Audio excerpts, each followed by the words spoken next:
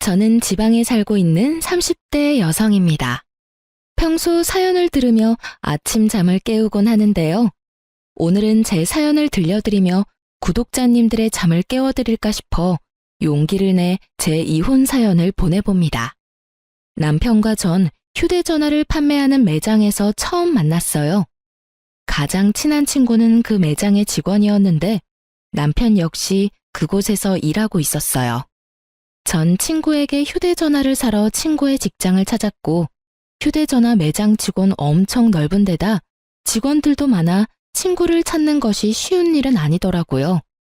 친구도 손님을 보는 중인지 전화도 받지 않아 혼자 둘러보던 중에 남편의 말을 걸어왔고 전 친구가 여기서 일하고 있다며 혼자 구경하며 기다리는 중이라고 말하며 정중하게 사양했어요. 그렇게 어떤 기종으로 살지 고민하며 둘러보던 중 저를 발견한 친구가 저에게 다가왔고 전 친구의 추천대로 휴대전화를 구입하고 매장에서 나왔어요. 그날 저녁 친구에게 연락이 와 남편이 저에게 관심을 보인다며 연락처를 줘도 되냐고 묻더라고요. 그래서 전 친구에게 어떤 사람이냐고 물어봤죠. 남편이 입사한 지 얼마 되지 않아 정확히 어떤 사람인지 잘 모르겠으나 일은 잘한다고 하더군요. 전 번호를 알려주라고 했어요. 괜히 안 된다고 했다가 중간에서 친구가 곤란할 수도 있겠다는 생각도 있었지만 매장에서 본 남편의 인상이 나쁘진 않았거든요.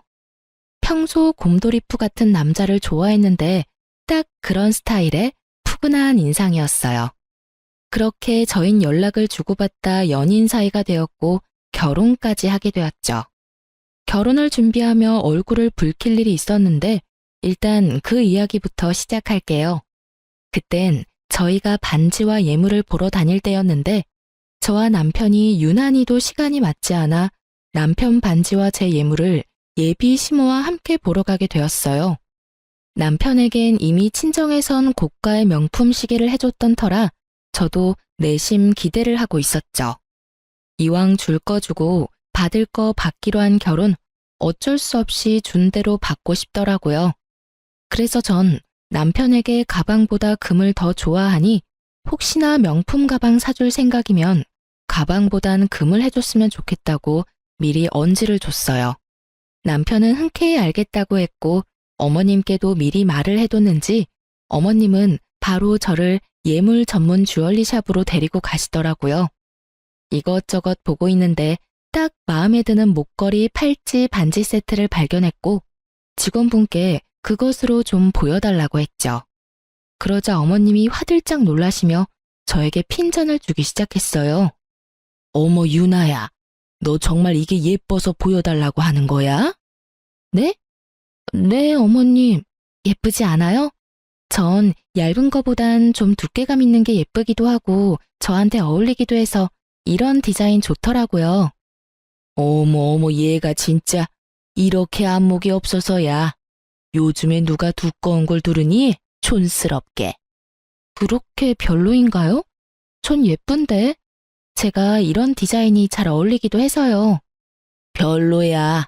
기다려봐라. 내가 골라주마. 얼떨결에 네라고 대답은 했지만 좀 당황스럽더라고요. 제가 차고 걸고 낄 건데 어울릴지 안 어울릴지는 제가 판단해야 하는 거 아닌가요? 그리고 요즘이 어떤 시대인데 유행을 따지나요? 제 개성에 사는 시대인데 할 말이야 많았지만 일단 지켜보기로 했습니다. 그래도 곧 시어머니가 될 뿐인데 이런 걸로 이런 곳에서 얼굴을 붉히고 싶지 않았으니까요. 거기에다가 그렇게 말씀하시는 어머님은 얼마나 대단한 안목을 가지고 계시나 궁금하기도 했고요. 한참을 고르고 고르시던 어머님은 저에게 이거 어떠냐며 물어오시더라고요. 어머님의 안목을 확인한 전 너무 당황스러워서 할 말을 잃었어요. 많고 많은 금덩이 가운데 어머님이 고르신 건 소박하다 못해 없어 보이는 실가락지 하나였고 그 옆엔 남편 반지로 딱 맞겠다며 골라두신 딱 봐도 비싸 보이는 반지가 올려져 있었고요. 이게 딱이구나. 어떻니? 이건 실가락지잖아요, 어머님. 그래, 그게 뭐 어때서 그렇니? 내 보기엔 이게 너한테 딱일 것 같구나. 한번 껴보렴. 이러시면서 제 손가락에 마구 끼워 넣는데 막을 도리가 없더라고요. 레이어드링으로나 낄만한 반지를 무조건적으로 고급스럽다며 우기던 시모가 이내에 만족한다는 듯 손뼉까지 치며 말씀했어요. 어머나, 딱이네, 딱이야. 깔끔한 게 고급스러워 보이는구나. 너한테 딱 어울리는데 넌 어떠니? 딱 어울리지 않았어요. 그냥 한마디로 없어 보여도 그렇게 없어 보일 수가 없더라고요.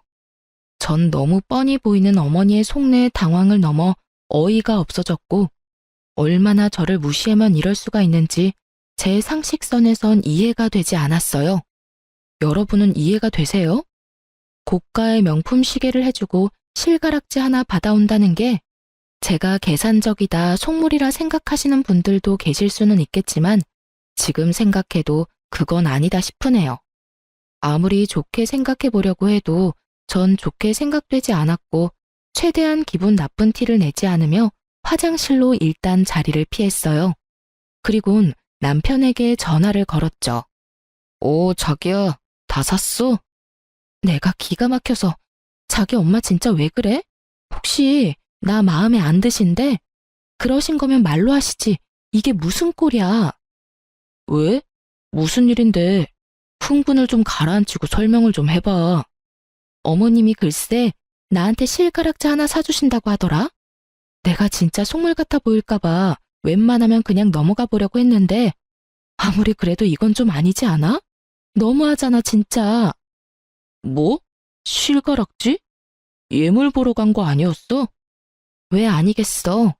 처음엔 마음에 드는 거 고르시라 하길래 적당한 걸로 골랐는데 그건 별로라고 하시면서 안목이 없다니 촌스럽다니 하시며 뭐라고 하시더니 기껏 골라주신 게 실가락지 하나야. 그러면서 내가 계산할 자기 반지는 엄청나게 굵고 비싼 걸로 고르시더라? 내가 바보도 아니고 어머님 속내가 뻔히 보이지 않겠어? 미치겠다 정말. 엄마가 왜 그러지? 미칠 사람은 나야. 우리 집에선 당신 대접해준다고 당신이 갖고 싶어하던 시계까지 기쁜 마음으로 사주셨는데 난 이런 대접이나 받고 이게 뭐야 진짜. 나 지금 기분 같아선 파혼이라도 하고 싶은 심정이야. 완전히 무시당하는 기분이라고. 그러니까 자기가 빨리 와서 이 상황 좀 해결해봐. 진심이었어요. 예물이란 게 뭔가요? 말 그대로 예의를 담아주는 물건 아닌가요? 그런데 저에 대한 예의가 실가락지라니. 어머님께 이런 거지 같은 취급을 받으니 결혼 마음이 싹 사라지려고 하더라고요. 마침 남편 회사 근처였기에 남편은 생각보다 더 빨리 샵으로 들어왔고 불이 나게 달려온 남편을 본 시모는 말까지 더듬으며 조금 전과는 전혀 다른 태도를 보이더군요.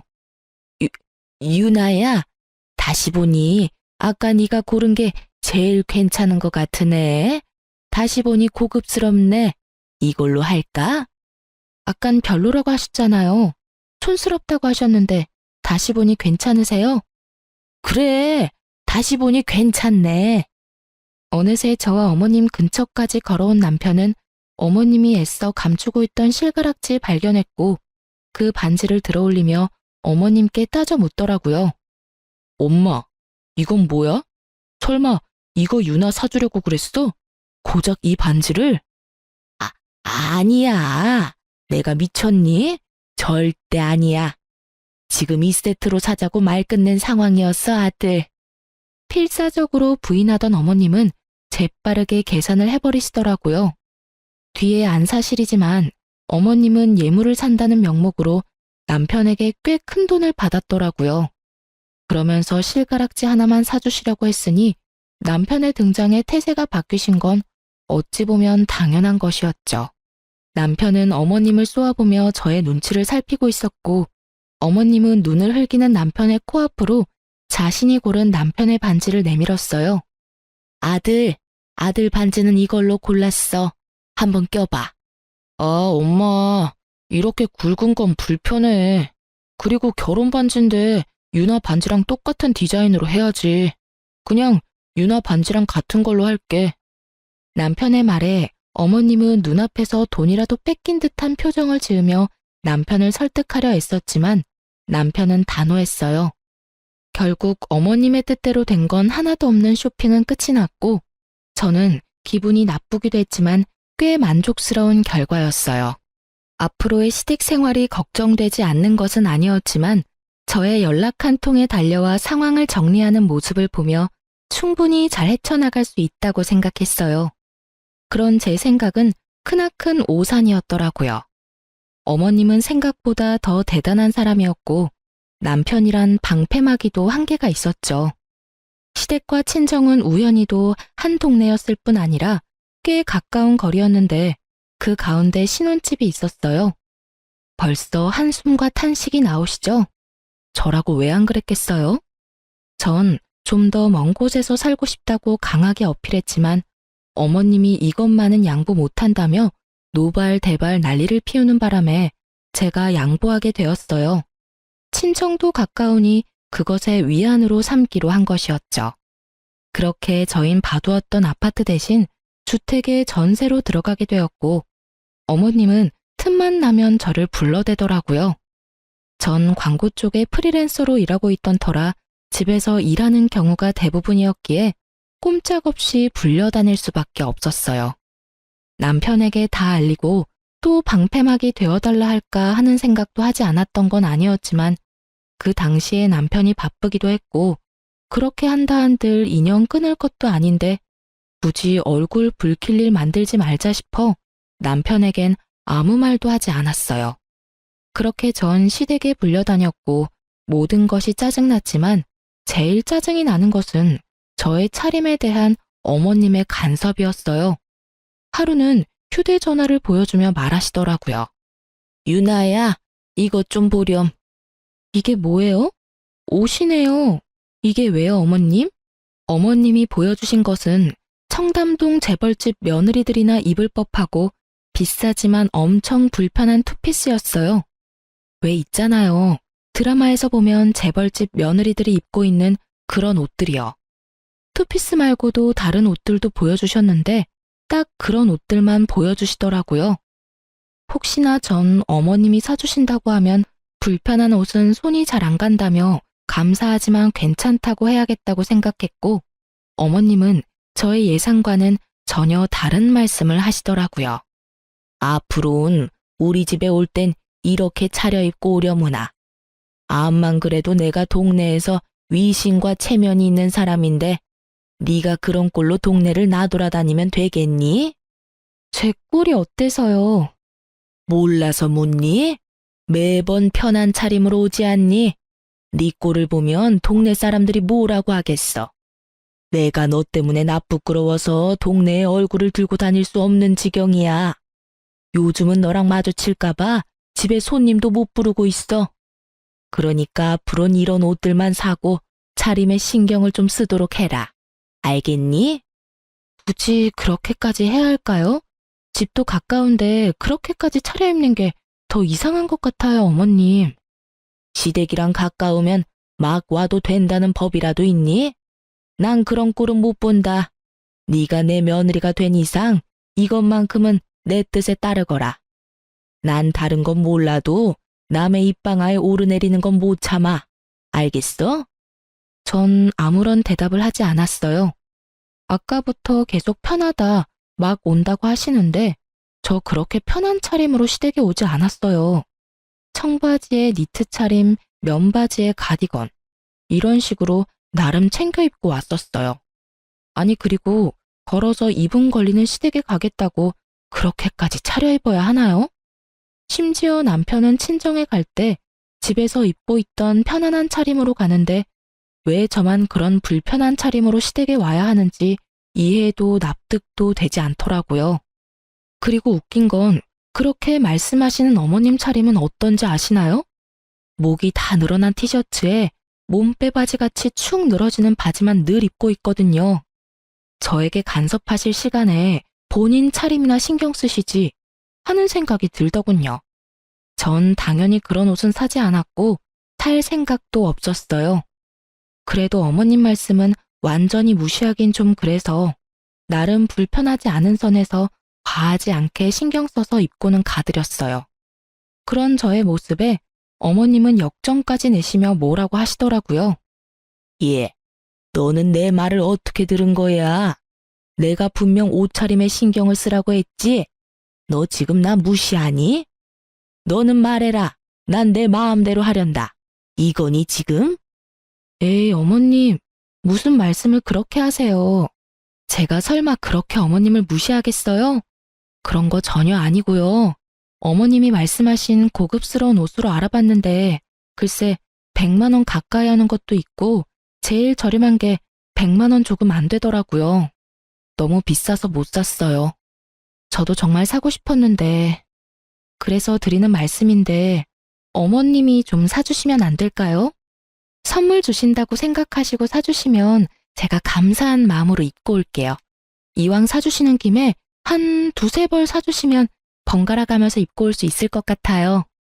어머님의 어이없는 요구에 전 뻔뻔하게 대응했고 그런 저의 대응에 어머님은 할 말이 없으신지 말을 돌리시더라고요. 어머님은 당연히 사주실 리가 없었고 전 그날 이후 평소 차림대로 다닐 수가 있었어요. 시댁에 자주 물려가긴 했지만 그것도 적응이 되니 할만하더라고요. 사연에 등장하는 다른 시어머니들과는 다르게 어머님은 몸을 쓰는 일 대신 저와 수다를 떨었고 그 시간이 곤욕스러울 때도 있었지만 대부분은 뭐 참을만 했어요. 그렇게 짚고 시댁을 오가는 생활에 적응이 될 때쯤 김장철이 다가왔어요. 남편에게 들은 바론 김장을 크게 하지 않는다고 들었는데 어머님은 무슨 작정을 하셨는지 배추 100포기를 주문하셨다고 하시더라고요. 전화로 그 이야기를 어머님께 전해 듣는데 당황스럽기까지 하더군요. 그러면서 하시는 말씀이 정말 가관이었습니다. 그런데 너 김장은 할 줄 알지? 그 정도는 배워서 시집 온 거지? 아니요. 친정에서 하는 건 본 적 있는데 직접 해본 적은 없어요. 어머님, 아무래도 100포기는 너무 많은 것 같은데 좀 줄이는 건 어떠세요? 100포기가 많긴 뭐가 많니? 그것도 한 끼 두 끼 먹다 보면 금세 동나. 어휴, 올해는 며느리도 있어서 좀 편하게 하겠다 싶었는데 넌 도대체가 김장도 안 배우고 뭐 했니? 요즘 시집 가면서 김장까지 배우고 가는 여자가 몇이나 되나요? 또 시작이구나 싶은 마음이 들더군요. 그러게요. 남편이 자기 집은 김장 크게 안 한다고 해서 굳이 배울 필요가 있을까 싶었는데 100포기나 하신다고 하니 제가 뭐 드릴 말씀이 없네요. 작년까진 그랬지. 하지만 이제 너도 시집 왔고 이 정도는 당연히 해야 하지 않겠어? 너도 먹고 우리 아들도 먹어야 할 거 아니야. 아, 네. 제가 김장날 가서 열심히 배우면서 도와드릴게요. 배우면서 돕는다고 도움이나 되겠니? 어쩔 수 없지 뭐. 네 친정엄마라도 와서 도우라고 해. 네가 못하니 사돈이라도 와서 도와야지 어쩌겠어? 딸이 못하니까 엄마라도 와야지. 저희 엄마요? 아, 같이 하시고 나누시게요? 어차피 엄마도 김장하시니까 한번 여쭤볼게요. 아마 좋다고 하실 것 같긴 하네요. 예, 그게 무슨 소리니? 나눠주긴 뭘 나눠줘? 그냥 와서 너 대신 일만 하라는 뜻이다. 이때까지 내가 한 말 뭐로 들었니? 100포기 가지고 누구 코에 붙인다고 그걸 나눠줘? 무슨 저희 엄마가 시댁 전용 도우미도 아니고 이쯤 되니 한번 해보자는 뜻으로밖에 들리지 않더군요. 생각하는 것만큼 호락호락하지 않은 며느리라는 것을 기필코 보여드려야겠다는 생각이 들었어요. 그러니까 저희 엄마한테 무급으로 가서 일만 하고 가란 이 말씀이네요? 그래, 이제야 내 말 뜻을 제대로 알아듣는구나. 그러면 김장 날짜 정해서 알려줄 테니 사돈한테 말 좀 전해주려무나. 아니요, 어머님. 옛말에 일하지 않는 자 먹지도 말라고 저흰 김치 안 먹고 일도 안 할게요. 남편이 워낙 김치를 좋아하니 가서 도와드리고 좀 받아오려고 했는데 친정엄마까지 고생시켜가면서 먹고 싶지는 않아서요. 그깟 김치 안 먹어도 되니까 어머님 혼자 하시고 아버님이랑 사이좋게 나눠 드세요. 그러면 끊을게요. 들어가세요, 어머님. 저는 전화를 끊어버렸고 그 뒤로 오는 어머님의 전화는 받지 않았어요. 어머님의 생각이 가당치도 않아 헛웃음만 나오던 그때 계속해서 어머님이라고만 뜨던 휴대전화 액정에 친구 이름이 보이더라고요. 그 친구는 남편과 함께 일하는 친구였는데 전화 올 시간이 전혀 아닌데 전화가 와 혹시 남편에게 무슨 일이 생겼나 싶은 마음에 급하게 전화를 받았어요. 여보세요? 이 시간에 무슨 일이야? 일하는 시간 아니야? 숨 좀 쉬면서 물어라. 일하는 시간 맞는데 네 남편이 연락이 안 돼서 집에 없어? 급하게 일 때문에 물어볼 게 있는데 전화를 안 받네. 응? 그게 무슨 말이야? 우리 남편 오늘 출근 안 했어? 아침에 출근한다면서 나갔는데? 에? 아닌데. 네 남편 오늘 연차 썼는데 이게 무슨 상황이야 대체? 그러게. 일단 전화 끊어봐봐. 내가 다시 전화할게. 친구의 말대로 이게 무슨 상황인가 싶더라고요. 오늘 아침 출근한다며 나간 남편의 뒷모습이 아직도 기억에 생생한데 연차를 쓰고 출근을 하지 않았다뇨? 갑자기 불안하더라고요. 남편이 허튼 짓 한다고 상상조차 못했던 터라 남편의 행방은 가늠도 되지 않은 채 그저 불안했어요. 그렇게 밀려오는 불안함으로 눈알만 굴리고 있는 그때 순간적으로 남편과 연애 시절 썼던 커플 앱이 떠오르더라고요. 그 앱엔 위치 추적 기능이 있었는데 아주 정확하진 않아도 꽤 괜찮았던 기억이 났어요. 전 주저하지 않고 남편의 위치를 확인하니 어느 공원이었고 전 외투와 지갑을 챙겨 남편이 있는 곳으로 향했어요. 출근을 하지 않은 남편 그리고 공원. 택시를 타고 가는 내내 저의 머릿속에 온갖 불안감 가득한 상상들이 오갔어요. 그중 남편의 외도에 대한 상상은 단 하나도 없었기에 택시에서 내려 남편을 찾은 저는 큰 충격에 빠지게 되었어요. 네, 남편은 출근한다며 저를 속이고 나가선 낯선 여자와 커플 자전거를 타고 있더라고요.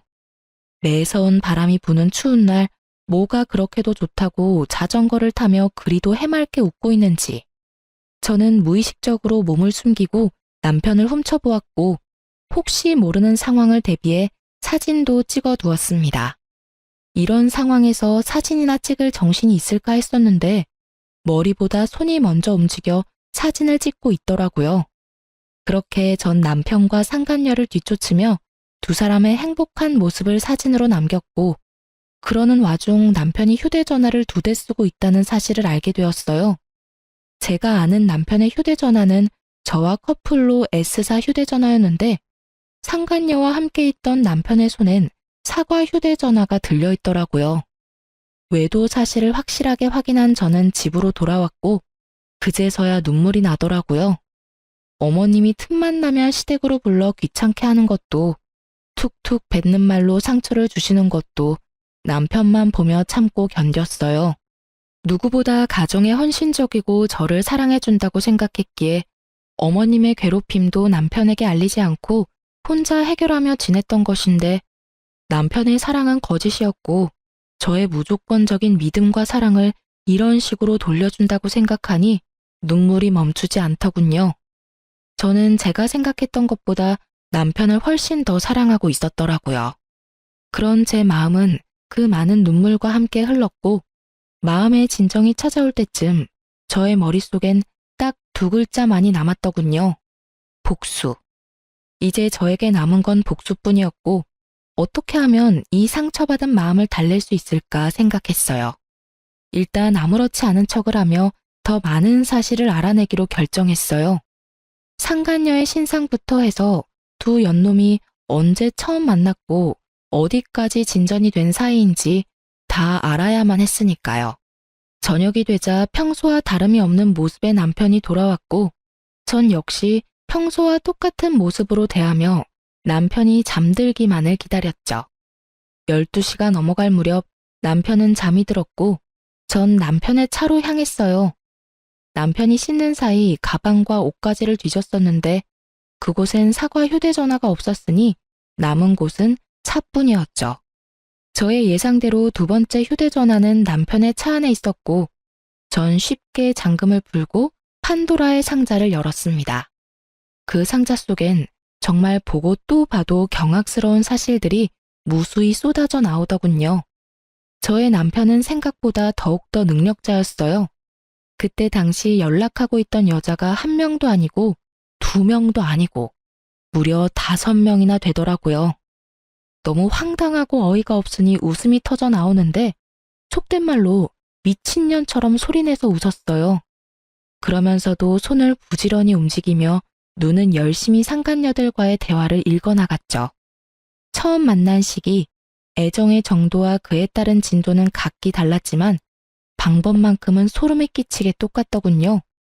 다들 지금 머릿속에 떠올리고 계신 그 방법이 맞아요. 남편은 직장에서 휴대전화를 판매하며 여자들을 꿰었고 그것은 저와의 첫 만남과 아주 많이 닮아 있었어요. 이보다 더 절망스러운 느낌은 없을 것만 같았는데 절벽에서 겨우 매달리고 있다가 떨어진 것처럼 절망스럽더라고요. 그 절망 가운데 한 가지 충격스러운 사실은 이 여자들은 모두 남편이 유부남인 걸 모른다는 사실이었어요.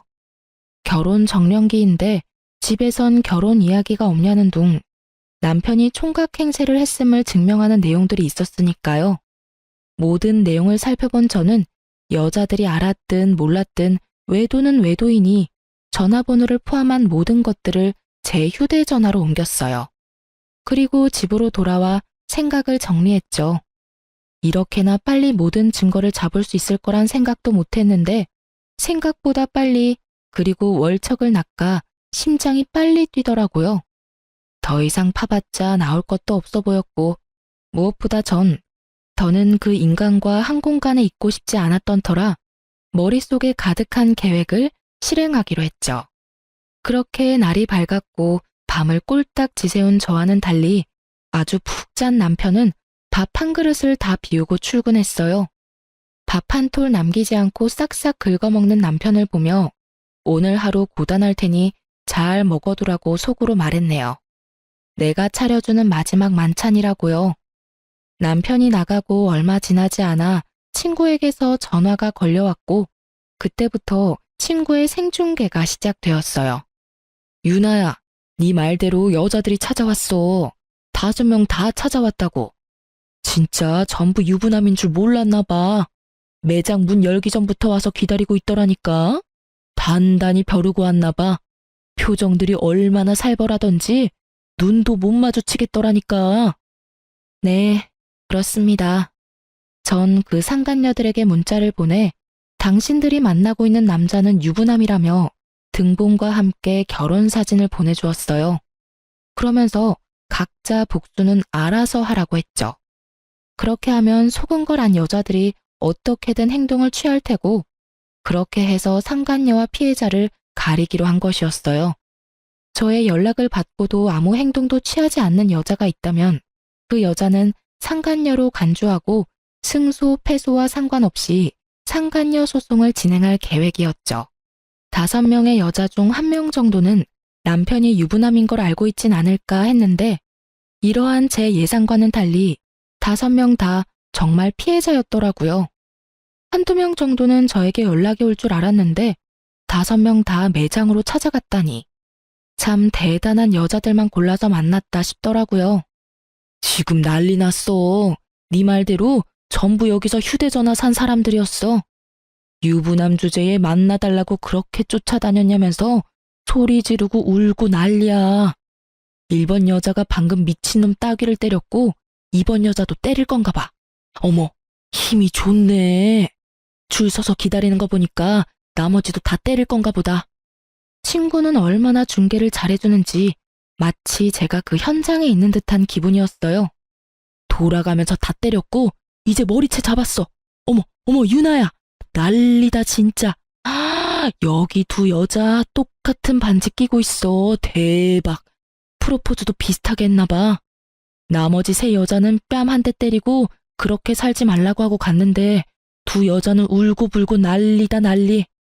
이야, 저거 완전 쌍놈이네. 어떻게 똑같은 반지를 사주냐? 그것도 유부남이? 지금 여자들 반지 빼서 저 새끼한테 던졌어.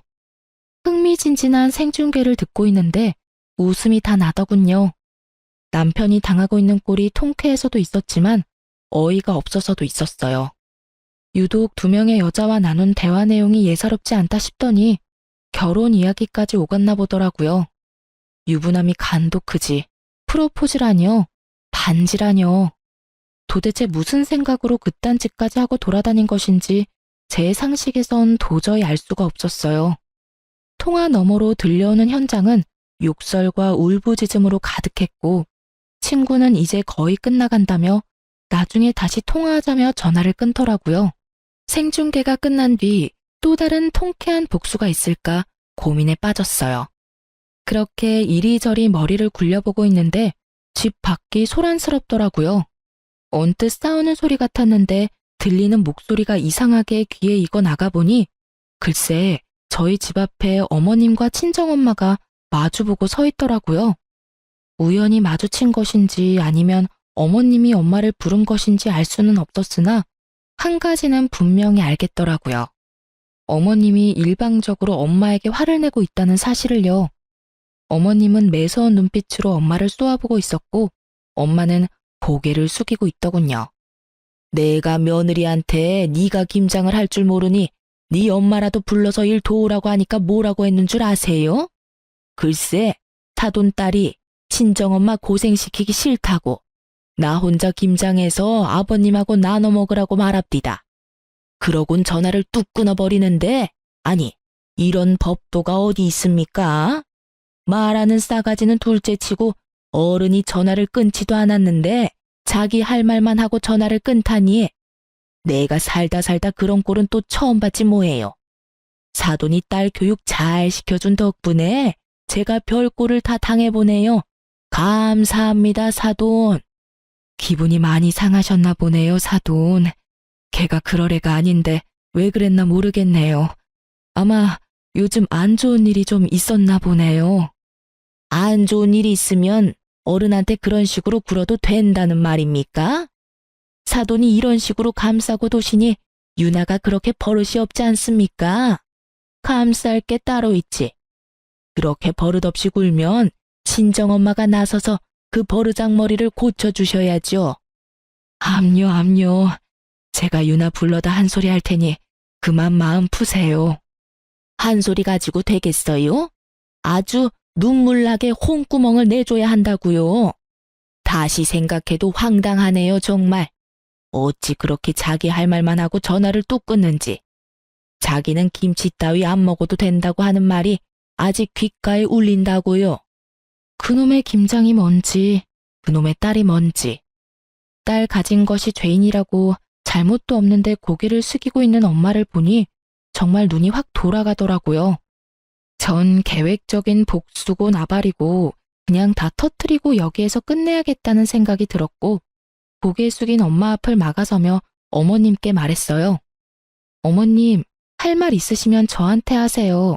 애꿎은 사람 잡지 마시고요. 그래? 그렇게 소원이라면 그렇게 해주마. 너 누구한테 어떻게 배웠길래 버르장머리가 그 지경인 게야? 어른한테 그따위로 하면 안 된다는 거 정도는 기본 소양 아니니? 어머님의 언성과 콧대가 높아지면 높아질수록 동네 사람들은 몰려들었고 한마디씩 더하기 시작하더라고요. 그래서 전 동네 사람들이 다 들을 수 있게 고래고래 소리를 질러주었어요. 저한테 기본적인 소양 따질 시간에 본인 아들부터 잘 가르치시죠? 소양, 예의, 버릇 좋아하시는 그쪽 아들분이 지금 꼴같지 않게 바람을 피우고 있어요. 그런데 제가 기본적인 소양 지켜가며 김장이나 하게 생겼어요? 저희 엄마가 일이나 하게 생겼냐고요? 저의 말에 한순간에 판도는 뒤집혔고 평소 동네에서 큰 소리를 치며 대장질하던 어머님의 얼굴이 순식간에 달아오르더라고요. 그 옆에 고개를 숙이고 계시던 엄마도 많이 놀라셨는지 저를 보시더라고요. 너, 그 말이 다 사실이야? 유서방이 바람을 피웠어? 사실은 무슨, 당연히 다 거짓말이죠. 너 그게 무슨 말도 안 되는 모함이야? 다른 것도 아니고 바람이라니. 내 아들은 절대 그럴 리가 없다. 그렇고 말고. 확신에 가득 차 노발대발하는 시모에게 휴대전화에 가득한 증거사진과 대화들을 보여주며 크게 읊어드렸죠. 주변에서 싸움 구경하던 이웃들이 다 들을 수 있도록 말이죠. 두 눈으로 아들의 파렴치한 짓을 본 어머님은 잠깐 멈칫하는 듯 하더니 손바닥 뒤집듯 태세를 바꾸시더군요. 네가 평소에 얼마나 못했으면 그 순진한 내 아들이 바람을 피워. 나한테도 그따위로 하더니 내 아들을 얼마나 들들 볶았으면 바람을 피우냐고. 내가 안 봐도 뻔하다 뻔해. 우기기가 아주 선수급이더라고요.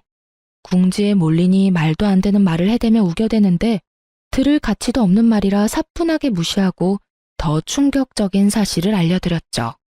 그 순진하신 분이 글쎄 1명도 아니고 2명도 아니고 무려 5명이랑 바람을 피우고 있더라고요.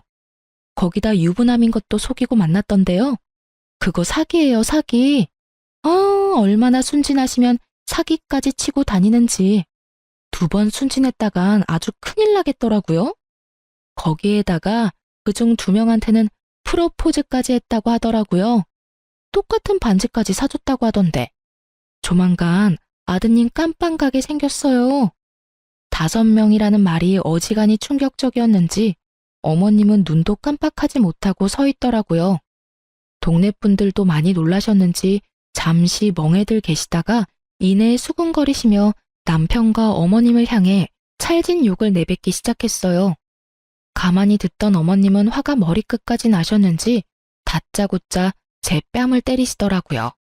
말릴 새도 없이 두 눈 앞에서 딸이 맞는 모습을 본 엄마는 주저하지 않고 시모의 머리채를 잡으셨고 시모 역시 엄마의 머리채를 잡았어요.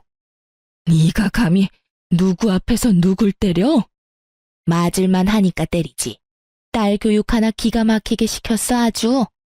갑작스럽게 벌어진 상황에 당황스러운 것도 잠시 두 사람을 제지하기 위해 제가 나서봤지만 저 혼자의 힘으론 역부족이더라고요.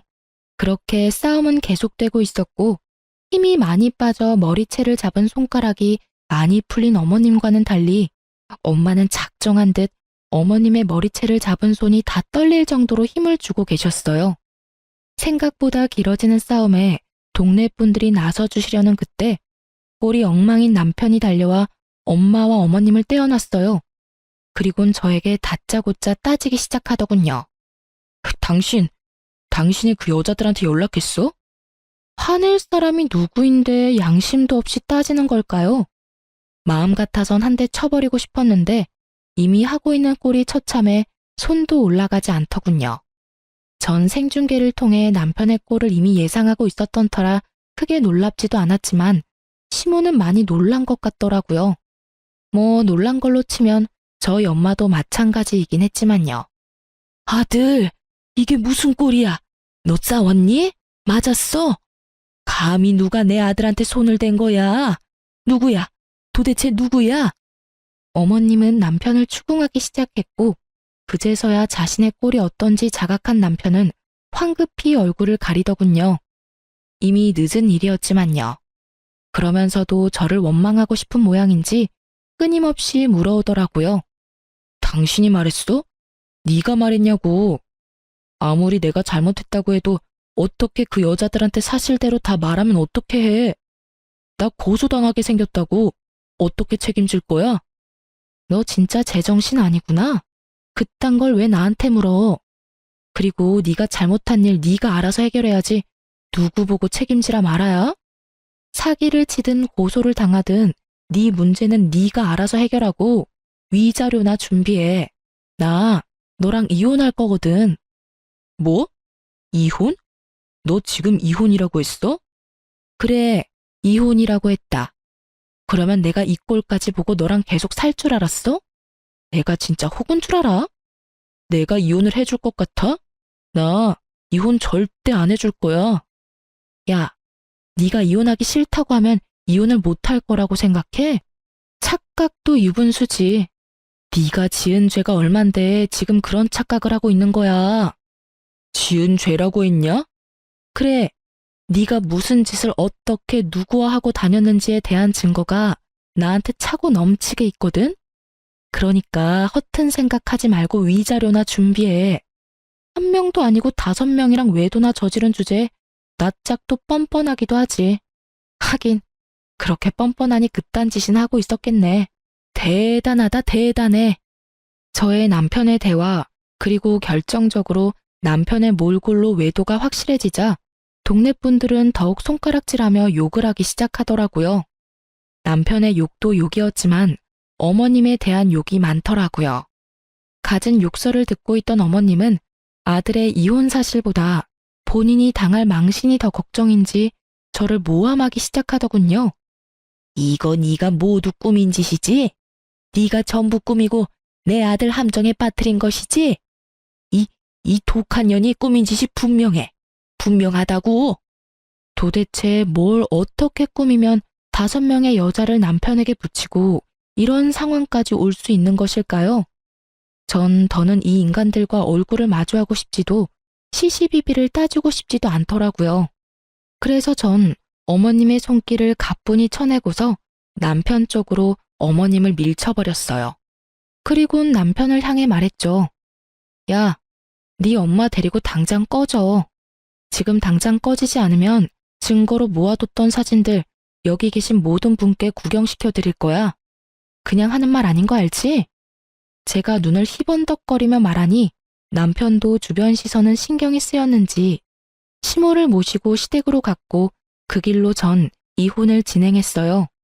바로 변호사를 선임했고 소송을 걸었어요. 이혼 준비로 바쁘게 지내고 있는 와중에 남편 놈과 함께 일하는 친구에게서 연락이 왔어요. 제 안부를 물으며 그놈이 어떻게 지내고 있는지 알려주더군요. 유나야, 어떻게 지내? 나 이혼 준비하면서 그렇게 지내지. 걱정하지 마. 생각했던 것보단 잘 지내. 그래, 그렇다면 다행이고. 내가 얼마나 걱정했는지 몰라. 처음에 그 인간이 네 번호 물을 때 내가 가르쳐주는 게 아니었는데. 아니야. 내가 알려주라고 해서 네가 알려준 거잖아. 엄연히 따지면 전부 내 탓이지 뭐. 난 정말 괜찮으니까 괜히 자책하지 마. 그나저나 그 인간은 거기 계속 다니고 있어? 출근은 해? 놀랍게도 다니고 있어. 얼마나 뻔뻔한지 그 난리가 났었는데도 꿋꿋하게 출근은 하더라니까. 진짜 뻔뻔하긴 하다. 나 같으면 절대 못 나갈 것 같은데. 하긴 위자료 주려면 열심히 일은 해야지. 하긴 여기 사람들 다 손가락질하고 욕하고 난리도 아니야. 그뿐인 줄 알아? 말 걸어도 다 무시하는데 그 모진 냉대에도 네 말대로 위자료 주려고 그러는지 얼굴에 철판 깔고 열심히도 출근하고 있어. 근데 그러면 뭐라니? 이혼 소송 말고 사기로도 소송 2건이나 진행 중인 것 같던데. 거기에 정신이 쏙 빠져서 일도 엉망진창으로 하고 매출도 못 내고 있어서 곧 잘릴 것 같아. 완전 오늘 내일 하고 있어. 그거 참 뿌린 대로 잘 거뒀다고 생각했어요. 다른 소송은 어떻게 마무리되었는지 잘 모르겠지만 전 위자료를 받고 이혼했습니다. 명백한 유책 배우자는 남편이었기에 결과에 큰 이변은 없었죠. 전 시댁은 동네에서 망신을 크게 당했기에 집을 싼값에 급하게 내놨지만 생각만큼 빨리 나가지 않더라고요. 덕분에 친정에 있던 저의 귀에도 그 망할 식구들의 소식이 들려오더라고요. 그렇게 전해 들은 소식에 의하면 이러했죠. 그 집구석에서 유일하게 제정신이었던 전 시부가 그래도 아들인지라 전 남편을 집으로 받아주긴 했지만 소송에 관한 그 어떤 금전적인 도움은 없을 거라고 못을 박았다고 하더군요. 저에게 위자료를 주고 남은 돈이 얼마 없다는 것을 뻔히 다 알고 있던 전 시모는 전 시부 몰래 돈을 해주려다 걸리게 되었고 그렇게 둘 다 집에서 쫓겨났다고 하더군요.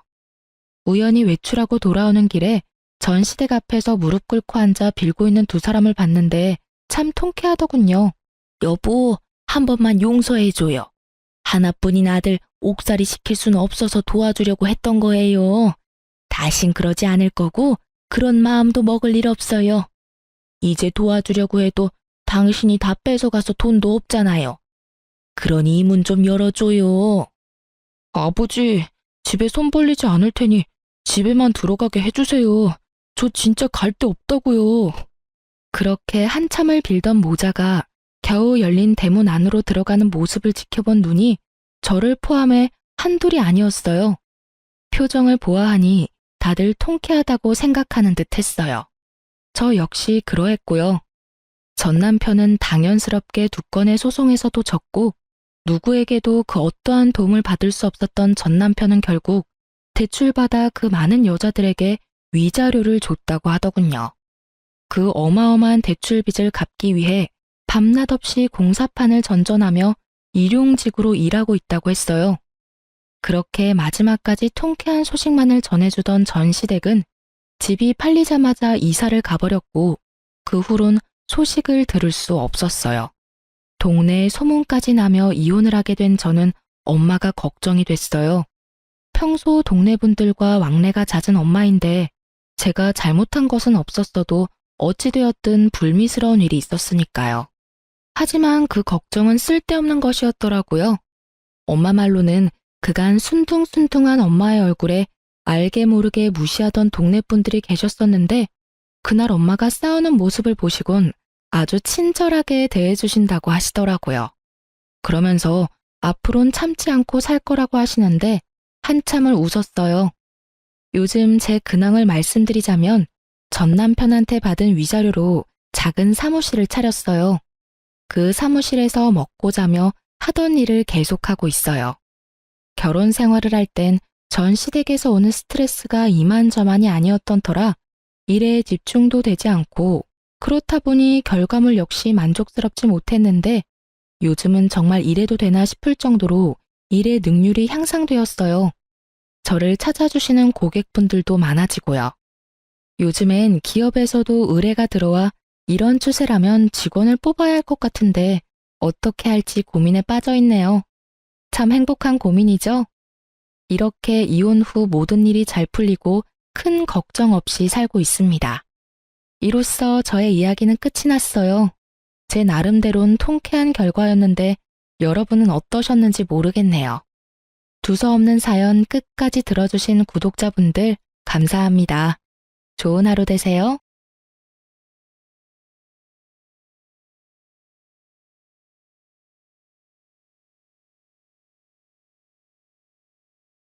안녕하세요. 저는 경기도에 살고 있는 30대 여자입니다. 저는 치과에서 페이 닥터로 일하고 있어요. 오늘은 오전 진료만 있는 날인데 진료를 끝내고 사연을 듣다 문득 저의 이야기도 들려드리고 싶어서 사연을 쓰게 됐어요. 긴 이야기가 될 수 있지만 잘 들어주세요. 잠시 집안 이야기를 하자면 부모님이 다 살아계신 남편과는 달리 부모님은 제가 어렸을 때 이혼하셨고 전 엄마가 키워주셨어요. 하지만 엄마와 보낸 시간은 길지 않았죠. 제가 중학생이 되던 해에 갑작스러운 심장 발작으로 인해 손 쓸 틈도 없이 돌아가셨거든요.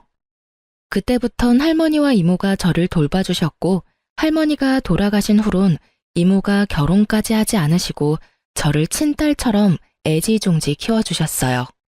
사실상 전 고아였지만 이모의 넘치는 사랑을 받으며 고아라는 서러움 없이 잘 자랄 수 있었어요.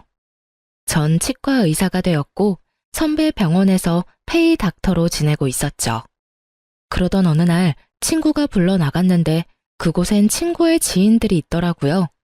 그 자리에 남편이 있었고 대학 교수님이라고 하더군요. 첫 느낌은 나쁘지 않다 정도였어요.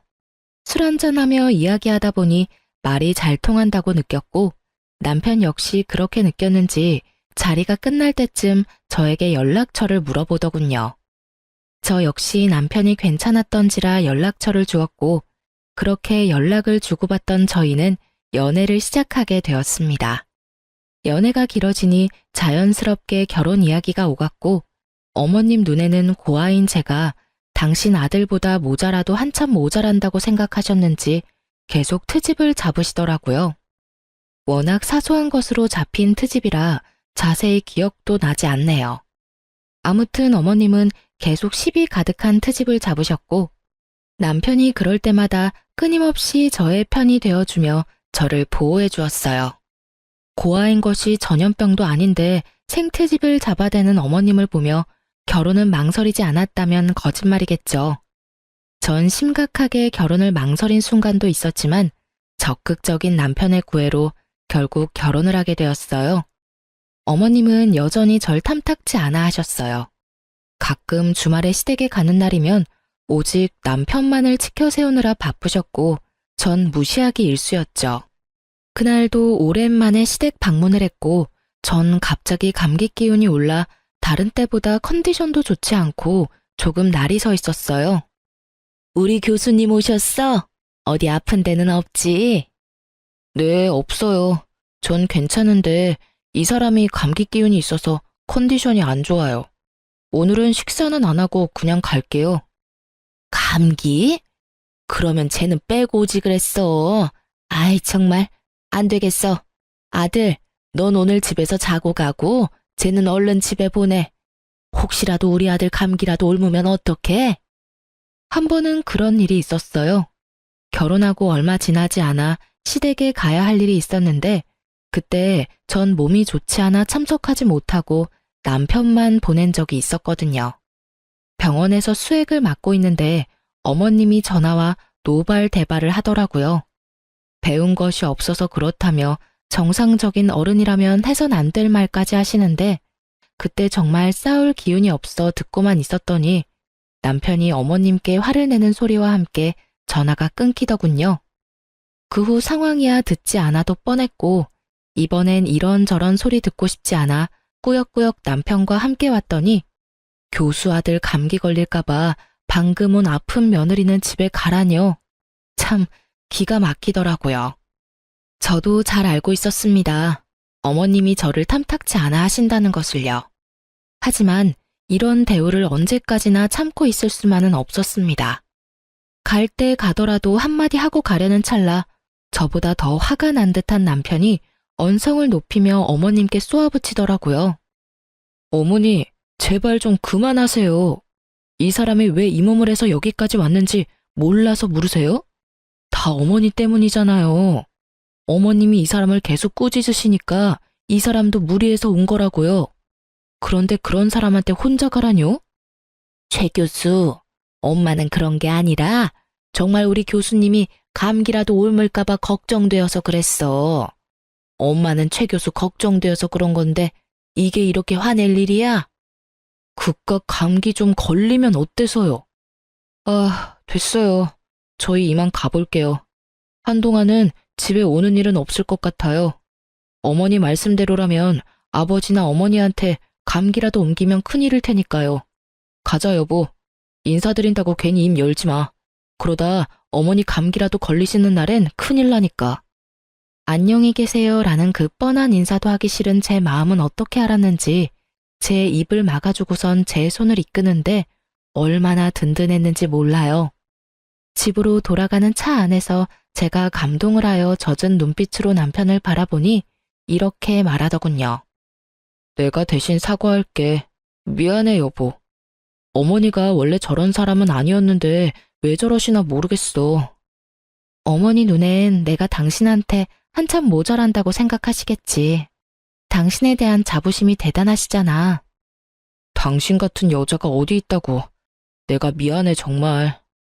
아니야, 나 진짜 괜찮아. 아니, 괜찮아졌어. 사실 나 어머님께 따져 묻고 다신 시댁엔 발길도 안 해야지 했었거든? 그런데 당신이 나서서 그렇게 해주니까 속이 확 풀리는 거 있지? 우리 남편 역시 든든해. 매번 내 편 해줘서 고마워. 당연한 거지. 당신 마음 100번 이해해. 그래서 하는 말인데 굳이 무리해서 우리 집에 갈 필요 없어. 나의 아들이니까 어쩔 수 없이 가끔은 가야 하겠지만 당신은 당신 마음 가는 대로 해. 이런 대접 받으면서까지 며느리 돌이 다 하라고 하고 싶은 마음은 없으니까. 알겠지? 이렇게까지 말해주는 남편을 보고 있자니 파혼하지 않고 결혼까지 하길 잘했다는 생각이 들더라고요.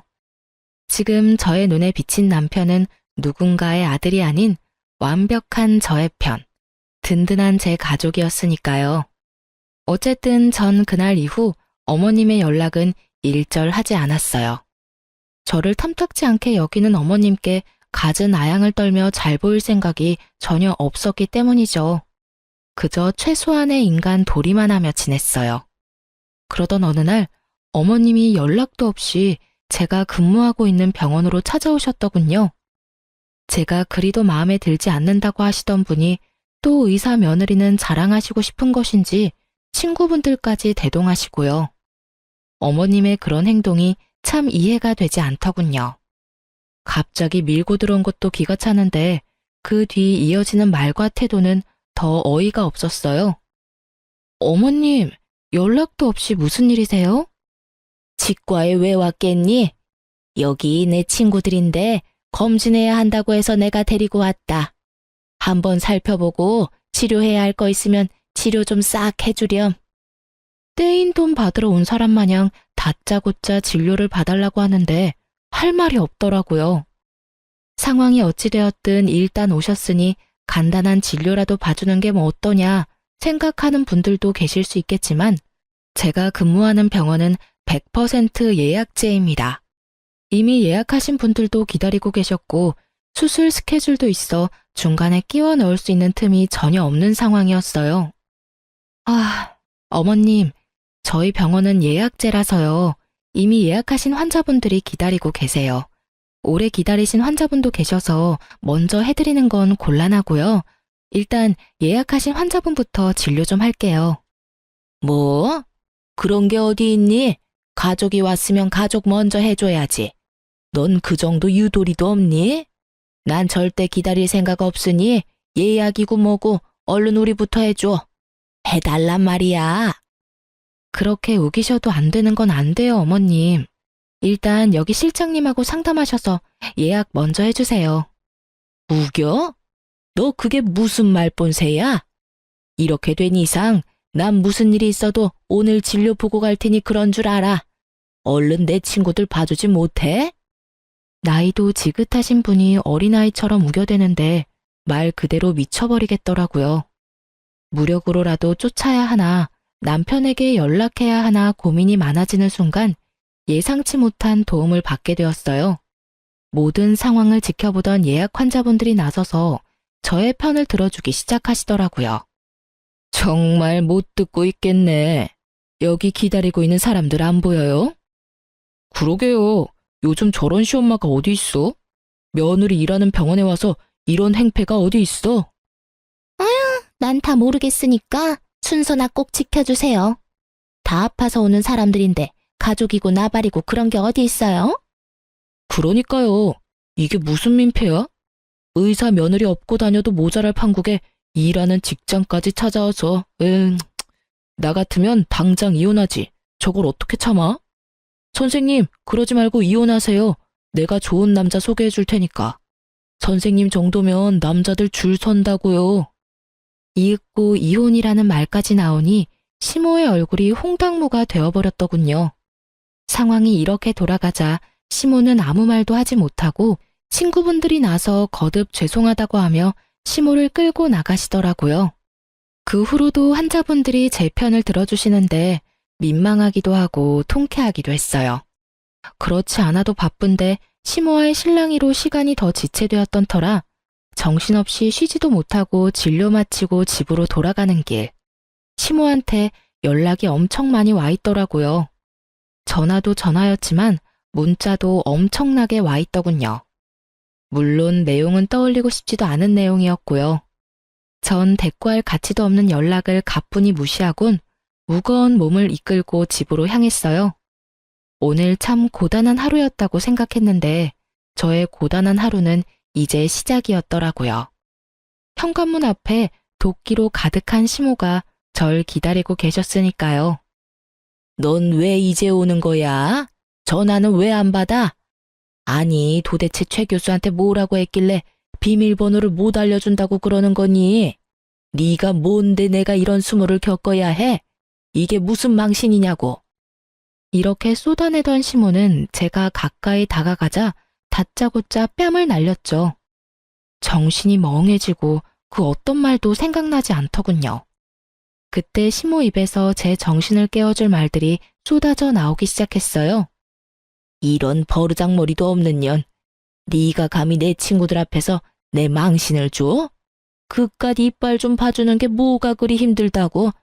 이래서 부모 없는 것들은 티가 난다니까. 괜히 내가 널 싫어한 게 아니라고. 네가 그렇게 본데 없이 굴면 하늘에 계신 네 부모만 욕먹는다. 내가 너 이렇게 못 배운 티 낼까봐 널 받아들이기 싫었어. 알겠니? 내 친구들 앞에서 무슨 망신이야? 그간 쌓아왔던 내 위신이 한 방에 무너져 내렸어. 너 어떻게 책임질 거야? 그걸 왜 제가 책임지나요? 애초에 어머님이 무대포로 밀고 들어오셔서 이 사달이 났잖아요. 그리고 여기서 왜 저희 부모님을 들먹이세요? 그럴 자격이 있다고 생각하세요? 이것 봐. 이 순간에도 눈 똑바로 뜨고 말대꾸하는 꼴이라니. 되먹지도 못한 것이 독하기까지 해. 눈물 한 방울 흘리지 않고 어른 노려보는 것 좀 봐라. 그렇게 노려보면 내가 무서워할 줄 아니? 왜 네 부모를 들먹이냐고? 내가 불쌍해서 그런다. 이런 것도 자식이라고 낳고 기뻐했을 네 부모가 불쌍해서 그래. 이 말 같지도 않은 폭언들을 듣고 있는데 정말 어른만 아니면 욕을 하며 딱이라도 때려버리고 싶더군요. 머리 끝까지 화가 올라 온몸이 부들부들 떨리면서 이성의 끈이 끊기려는 순간 다급히 다가오는 발소리가 들렸고 이내 제 앞을 막아서는 남편의 뒷모습이 보이더라고요. 그리곤 정신을 차렸을 땐 절규 소리와 함께 남편의 손에 끌려가는 시모 모습이 보이더군요. 무슨 잘못을 했을까? 도대체 무슨 잘못을 했길래 뺨까지 맞고 이런 말까지 들어야만 했을까? 이런 생각들만 가득했어요. 도무지 이해되는 것이 단 하나도 없었죠. 전 옷도 갈아입지 못한 채 소파에 멍하니 앉아 있었고 남편이 들어오더군요. 여보, 괜찮아? 어디 봐봐. 여기지? 많이 아팠지? 여보, 나 진짜 이해가 되지 않아. 내가 그렇게 잘못한 거야? 이런 취급을 받을 만큼? 아니야, 절대 아니야. 그런 생각은 하지도 마. 당신 잘못은 조금도 없으니까. 앞으로 우리 집엔 가지도 말고 오는 연락도 받지 마. 아예 차단해버려. 맞은 데는 어때?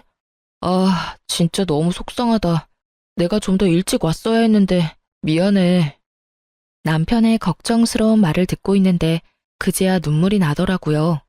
한 번 터진 울음은 멈추지 않았고 남편의 품에서 한참을 울다 잠이 들었어요. 그날 이후 시댁에선 아무런 연락이 오지 않더군요. 남편의 말론 결국 모든 일들을 아버님께 말씀드렸다며 화가 많이 나신 아버님이 시모를 크게 혼내셨다고 하더라고요. 시모가 잠잠해지니 제 삶이 다시 평화로워지더군요. 평화롭다 못해 조용하기까지 했어요. 조용하면 사고 친다더니 그 말은 애들한테만 해당하는 이야기가 아니더군요. 전혀 예상치 못한 장르가 제 인생에 끼어들고 있었으니까요. 그날도 다른 날과 똑같은 날이었어요. 오전 진료만 있는 날이라 다른 날보다 이른 시간에 집에서 나섰고 그런 저에게 샌드위치까지 만들어 챙겨주는 다정한 남편. 모든 것이 완벽했어요. 진료가 시작되었고 그 환자분이 제 앞에 나타나기 전까지는요. 신규 환자로 병원을 찾은 그분은 어머님과 함께 오셨던 친구분들 중 한 분이었고 저에게 멋쩍은 듯 인사를 건네더군요. 잘 지냈어요?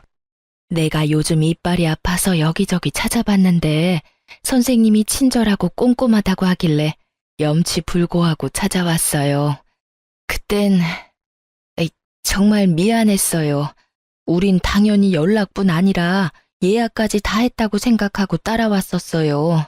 그냥 무작정 데려가는 줄 알았으면 절대 따라가는 일은 없었을 텐데. 그때 함께 온 친구들이 다 미안해하고 있어요. 아니에요. 일부러 그러신 것도 아니신데요, 뭐. 찾아주셔서 제가 감사해요. 친구분 이야기를 들어보니 그날 이후 조금씩 어머님과 멀어지다 어머님의 이중적이고 이기적인 모습들에 질려 지금은 따로 연락하지 않고 지낸다 하더라고요. 그럴 만도 하다고 생각하며 진료를 시작하려는 순간 저의 인생을 뒤흔들 믿을 수 없는 말을 하시기 시작하시더군요. 이혼했다면서요? 그런 집안이랑 잘 끝냈어요. 그런 어미 밑에서 자식이 뭘 배웠겠어요? 위자료는 많이 받았어요? 이혼이라니, 위자료라니. 남편이 직접 만들어준 샌드위치가 아직 제 가방 안에 있는데 도무지 이해되지 않는 말들 뿐이더군요. 네? 그게 무슨 말씀이세요? 이혼이라뇨. 저 이혼 안 했어요.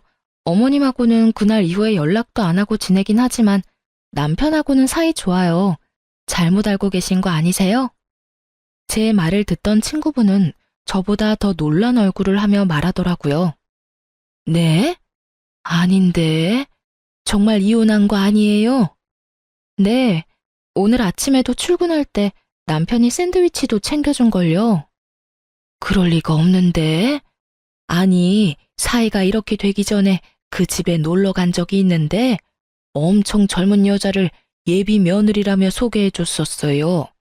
그러면서 하는 말이 선생님이랑은 곧 이혼하고 바로 그 여자랑 결혼시킬 거라면서 돈 많은 집안이랑 사돈하게 됐다고 엄청나게 자랑했는데. 예비 며느리요? 에이, 그럴 리가요. 저희 남편 외동아들인데 저랑 사이도 좋고 이혼 이야기도 오간 적 없어요. 오해하신 거 아니세요? 그런 걸 어떻게 오해해요. 그날 나가서 밥도 같이 먹었는데 아들이 와서 밥값까지 계산해 줬다니까. 확실해요. 어머, 이게 무슨 일이래요? 누구보다 다정하고 나만을 위해주는 남편인데 도무지 믿을 수가 없었어요. 하지만 친구분 역시 거짓말을 하는 것 같지 않았기에 더욱 혼란스럽더라고요. 어떻게 진료를 마친 것인지 모르겠더군요. 정신을 차려보니 진료는 끝나 있었고 전 남편의 학교를 향했어요. 어떤 말부터 시작해야 할지는 모르겠지만 어찌되었든 남편을 직접 봐야 할 것만 같았어요. 혹여나 남편에게 피해가 될까 싶어 한 번도 찾아가 본 적이 없는 남편의 직장. 남편의 방 앞에 서니 갑자기 긴장이 되더군요. 심호흡을 몇 번 하고 남편의 방으로 들어갔고 그곳엔 저를 보고 놀란 남편과 조교분이 있더라고요. 여보, 웬일이야? 학교는 한 번도 오지 않더니. 그냥 오늘 오전 진료했잖아. 갑자기 너무 보고 싶어서 잠시 들렸어. 방해한 건 아니지? 아니지. 언제든 환영입니다. 아참, 인사해. 나 잘 도와주는 우리 조교. 아주 능력이 좋아. 아, 안녕하세요. 처음 인사드리네요. 저희 남편 잘 부탁드려요. 네, 안녕하세요. 조교분과 인사를 나눈 후 전 남편의 눈치를 살폈어요. 분명 평소와 같은 다정한 남편인데 그런 말을 들어서인지 왜인지 모르게 더 안절부절 못하는 것처럼 보였고 더욱 제 눈치를 살피는 것처럼 보이더군요. 그러면서도 내 남편은 그럴 리가 없다고 강하게 믿으며 집에서 보자고 말을 건넨 뒤 돌아서는 찰나 저의 마음은 무너져 내리고 말았어요. 조교의 손에 낀 반지 때문이었어요. 그 반지는 분명 제가 아는 반지였어요. 얼마 전 남편의 서재를 청소하다 발견했던 디자인이 특이한 반지. 디자인이 워낙 평범하지 않아 정확히 기억하고 있었어요. 곧 다가올 두 번째 결혼 기념일을 대비해 남편이 특별히 절 위해 준비한 깜짝 선물이라고 생각했었기에 더욱 잊을 수가 없었죠. 전 최대한 태연한 척하며 그곳에서 나와 집으로 돌아왔어요. 반지를 보고도 이때까진 모든 것을 부정했던 것 같아요. 그럴 리가 없다고, 내 남편이 그럴 리가 없다고 끊임없이 되뇌고 있었죠. 그러던 와중에 번뜩 서재에 있는 남편의 노트북이 스쳐 지나갔고 저의 예상대로 잠금도 걸려있지 않을 뿐더러 카톡까지 자동으로 로그인이 되어 있더군요.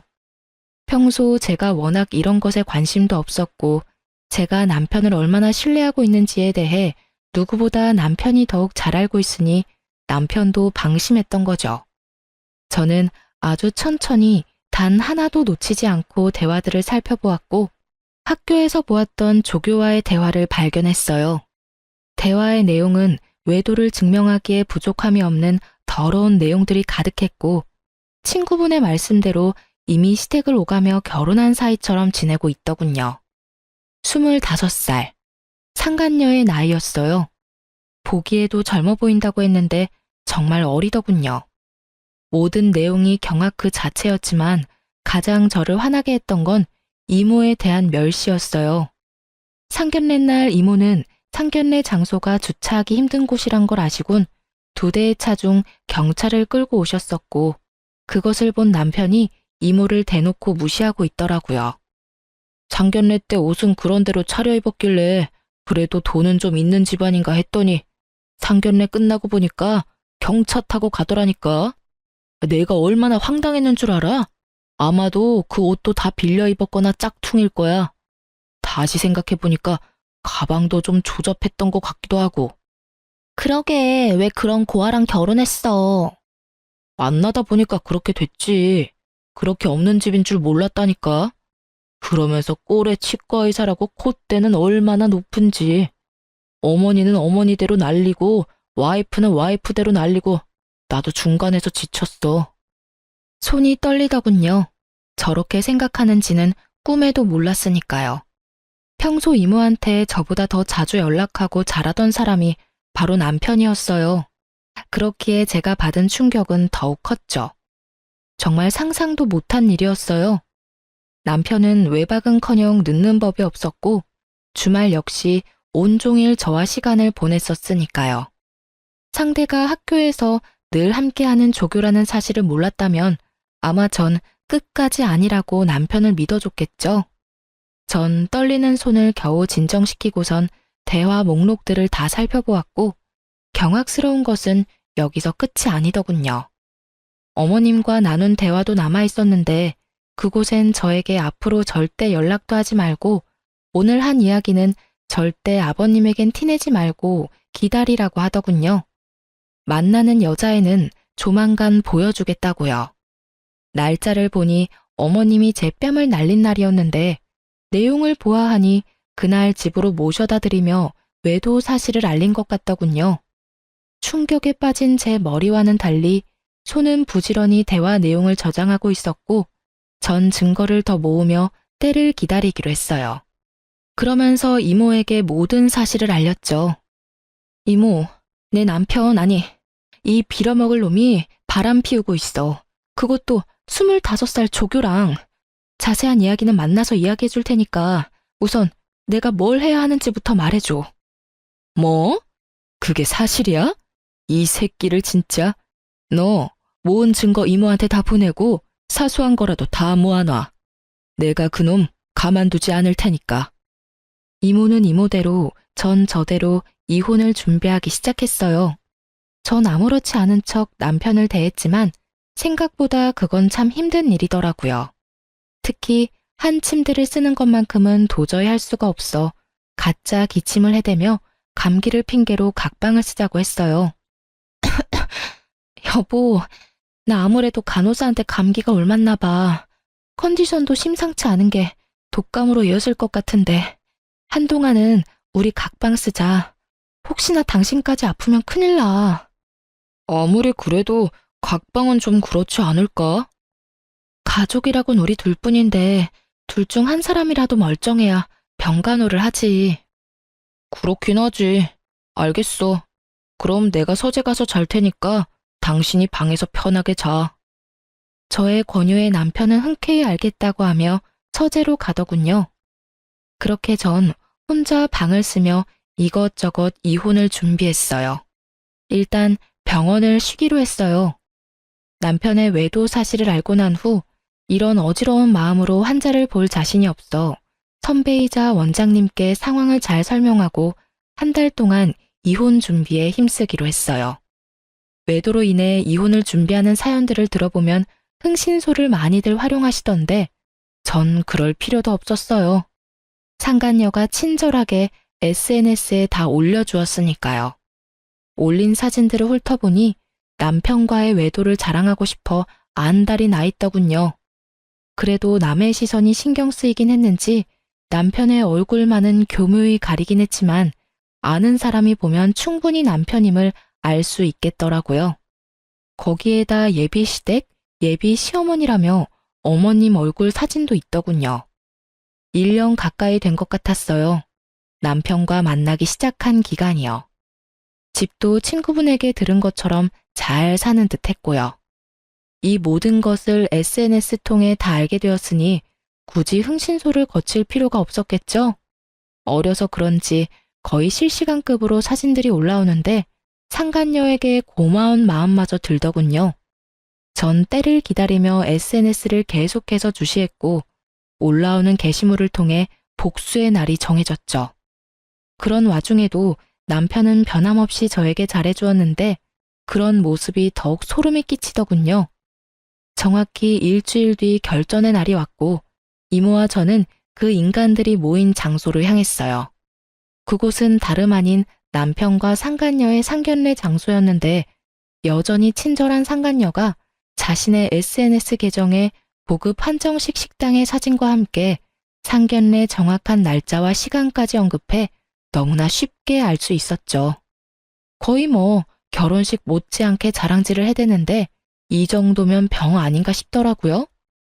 저와 이모가 문을 열고 들어가자 남편은 크게 당황한 표정이 역력하더군요. 그건 어머님과 상간녀도 마찬가지였고 단 한 사람, 아버님만이 이게 무슨 일이냐는 표정으로 말씀하시더라고요. 이게 무슨 상황인 거야? 이혼한 네가 여기 무슨 일이야? 보아하니 아버님은 제가 이미 남편과 이혼을 했다고 알고 계신 것 같더라고요. 그래서 친히 모든 상황을 알려드렸죠. 아버님, 저 이혼 안 했어요. 아니, 얼마 전까진 제가 이혼할 거란 생각도 못 했는걸요. 저도 얼마나 놀랐는지 몰라요. 당사자도 모르는 이혼이 진행되고 있었다니까요. 사실 아버님의 잘난 교수 아드님이 저 몰래 바람까지 피우고 있더라고요. 거기에다 저랑 결혼한 지 2년밖에 안 됐는데 저 여자랑 바람 피운 건 1년이나 됐더라고요. 제가 저딴 놈을 믿고 결혼 하나는 잘했다고 생각하고 살았으니 제 발등 제가 찍었죠 뭐. 이것까지도 충분히 기가 차는데 이혼도 안 한 남편이 다른 여자랑 이런 상견례 자리까지 만들었으니 제가 안 찾아오고는 못 베기겠더라고요. 그래서 이 모든 상황을 뒤집어 엎으려고 오게 됐어요. 제가 딱 이렇게 말하니 시모가 자리에서 벌떡 일어나 노발대발하시며 상황을 무마시켜 보려 노력하더군요. 너, 그 입 다물지 못해? 여기가 어딘 줄 알고 찾아와서는 헛소리야. 여보, 저 물건 말 믿지 말아요. 아니, 듣지도 말라고요. 사돈, 들을 필요도 없는 말입니다. 저 물건 부모님도 일찍 돌아가셔서 배운 것 없이 자란 물건이라 결혼 생활할 때도 거짓말을 입에 달고 살던 애였다고요. 시모의 이런 노력도 소용이 없었어요. 다들 시모보단 제 입에 집중하고 있었으니까요. 전 시모의 말을 모조리 무시한 채 말을 이어나갔어요. 보시다시피 어머님은 이미 다 알고 계셨어요. 그뿐인가요? 저 불륜녀가 새 며느리 되는 걸 쌍수 들고 반기셨다고요. 아버님 몰래 어머님이 저 상간녀를 집에 불러선 곧 결혼할 예비 며느리라며 친구들한테 소개도 다 마친 상황이었어요. 이혼도 안 했는데 저는 이미 이혼녀 만드셨던데요. 일단 상견례부터 잘 마무리하고 나서 무슨 수를 써서라도 이혼하면 될 거라고 생각한 것 같은데 아버님, 참 대단하지 않나요? 그런 말도 안 되는 계획으로 이런 대범한 짓을 벌인 거 말이에요. 제 말을 집중해서 들어주시던 아버님은 제 말이 끝나자마자 화를 내시기 시작했고 이내 상견례장을 박차고 나가버리시더군요. 이 말이 전부 사실이야? 아니에요, 여보. 제 말 좀 들어봐요. 아버지, 다 오해세요. 제발 진정 좀 하세요. 이런 인간 같지도 않은 놈이 감히 이딴 짓을 해? 이게 무슨 집안 망신이야? 두 사람 다 나한테 할 말이 많은 것 같은데 그 말들은 집에서 이야기하도록 하지. 여긴 두 사람이 저지른 일이니 두 사람이 알아서 해결하고 와. 그렇게 아버님이 떠나시고 남은 사람은 상간녀와 상간녀의 가족들, 그리고 저와 이모의 시선을 한 몸에 받고 있는 시모와 남편 놈뿐이었죠. 그렇게 저와 이모는 매서운 눈빛을 두 사람에게서 거두지 않았고 상견례 장소엔 정적만이 흐르고 있었어요. 그 순간 상간녀의 아빠가 다가와 이모에게 고개를 숙이며 인사를 건넸어요. 안녕하세요, 선배님. 오랜만입니다. 그래, 김 검사. 잘 지냈어? 잘 지냈냐고 하기엔 상황이 좀 그렇긴 하네. 그러게요. 이런 상황에 선배님을 만나게 될지는 상상도 못했는데 제가 참 면목이 없습니다. 네, 사실 남편이 그렇게 무시하던 이모는 과거 검사였어요. 엄마가 돌아가시고 저를 맡아 키워주시던 할머니마저 돌아가시고 난 후 이모는 절 도맡아서 키워주셨고 제가 고등학교에 입학하던 해에 본격적인 공부 뒷바라지를 해주겠다며 일을 그만두셨던 거였어요. 그 후 변호사 사무실을 차리셨고 최소한의 의뢰만을 받으며 저에게 온 신경을 쏟아주셨었죠. 상간녀의 아빠는 그런 이모의 후배였어요. 사실 저도 이런 인연까진 몰랐던 터라 놀라웠는데 시모와 남편놈은 놀람을 넘어서 핏기가 사라진 얼굴로 냉수만 계속 들이키고 있더군요. 면목은 무슨, 미리 말 못해줘서 미안해. 사실 우리 조카가 김검사 딸 사진 보여줄 때 진작 알았어. 김검사 카톡에 딸 사진이 많잖아. 그래서 진작 알았는데 차마 미리 말을 못하겠더라고. 많이 놀랐지? 세상 참 좁아. 이렇게까지 엮이는 걸 보면 말이야. 그러게나 말입니다. 그런데 선배, 딸아이 말로는 집안끼리 격이 맞지 않아 자주 부딪히다 이혼까지 하게 됐다고 하던데 이해가 잘 되지 않네요. 선배네 집이 격이 맞지 않을 리가 없을 텐데요. 아, 그게 나 한동안 백수로 지내고 있을 때 우리 조카가 결혼했었거든. 조카 시집도 간다고 하고 이제 의뢰나 왕창 받아볼까 해서 사무실 이전 준비하면서 놀고 있을 때라 내 직업이 뭔지 몰랐을 거야. 거기에다가 상견례 자리에 경찰을 끌고 갔더니 그 모습을 보고 가진 것 없는 집안이라고 생각했겠지. 아무리 그렇다고 한들 바람 피우는 것도 어이가 없는데. 뭐? 우리 조카가 이혼을 해? 내가 지금 어떤 마음으로 저 인간을 살려두고 있는지 김 검사는 상상도 안 될걸? 충분히 상상되는걸요. 저도 지금 생각 같아선 어디 하나 분지르고 싶은 걸 겨우 참고 있으니까요.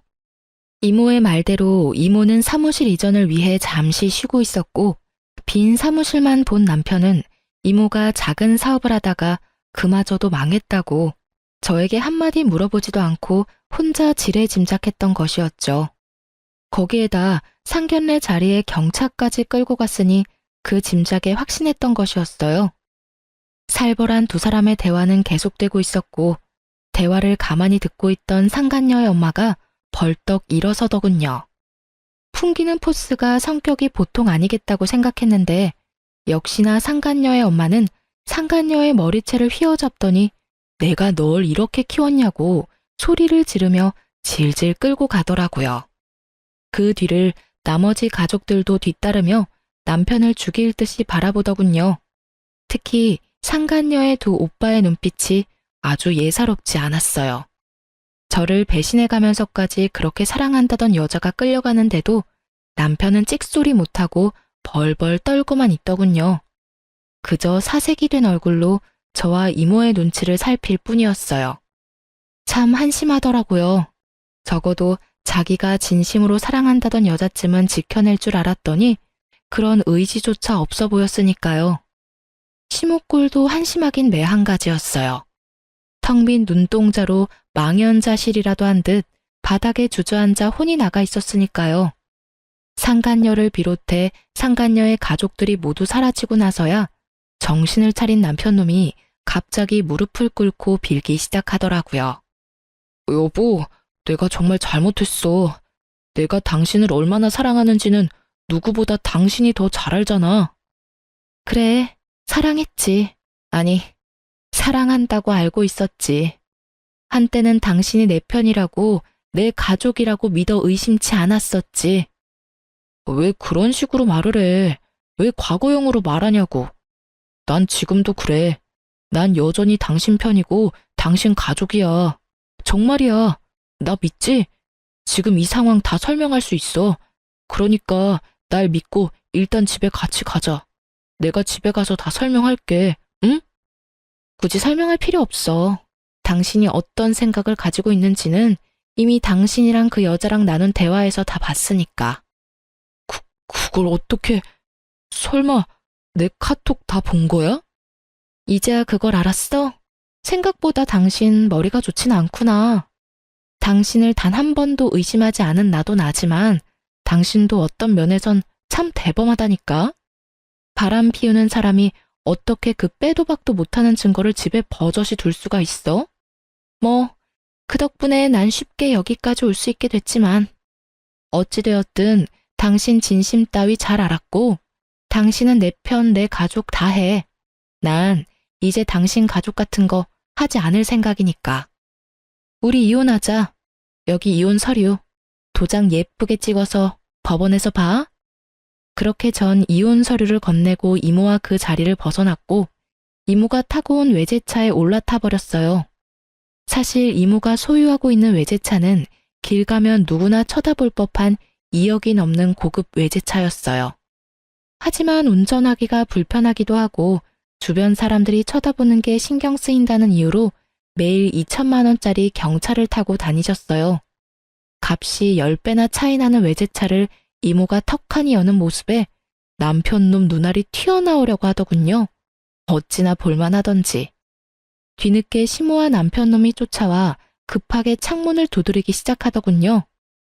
당신, 이 차는 뭐야? 이렇게 좋은 차가 아니었잖아. 아, 그 당신이 중고차니 뭐니 하던 경차? 그것도 이모 차고 이것도 이모 차야. 우리 이모 차 2대 쓰셔. 왜 날 속인 거야? 이모님이 검사라는 사실도 그렇고 이 차도 그렇고 왜 나한테 말하지 않은 거야? 당신이 사실대로 다 말해줬으면 이딴 상황까지 오지 않았을 거야. 난 속인 적 없어. 당신이 묻지 않았잖아. 당신이 혼자 온갖 상상으로 우리 이모 거지 만들기 전에 단 한 번이라도 나한테 물어봤으면 난 다 말해줬을 거야. 내가 묻지 않는다고 아무 말도 하지 않는 게 말이 돼? 처음부터 날 속이려는 거였잖아. 묻지도 않는데 내가 왜 구구절절 설명해야 해, 굳이. 그렇게 억울해하지 마. 누가 보면 내가 당신 속이고 바람이라도 피운 줄 알겠어. 그리고 이왕 안 김에 한 가지 더 말해주자면 우리 이모 앞으로 받은 유산도 꽤 많아. 왜, 그 있지? 졸부. 우리 이모가 능력도 좋은데 졸부야, 졸부. 그러면 이만 가볼게. 법원에서 보자. 이모의 후배이자 상간녀의 아빠가 딸을 통해 전해 들은 가짜 이혼 사유에 대해 믿지 못하는 이유는 따로 있었죠. 저의 외가는 대대로 부유했고 할머니가 돌아가시며 하나 남은 자식이었던 이모에게 재산을 다 남기고 떠나셨으니 집안 격이 맞지 않다는 사유는 애초에 상간녀의 아빠가 듣기엔 말이 되지 않을 수밖에요.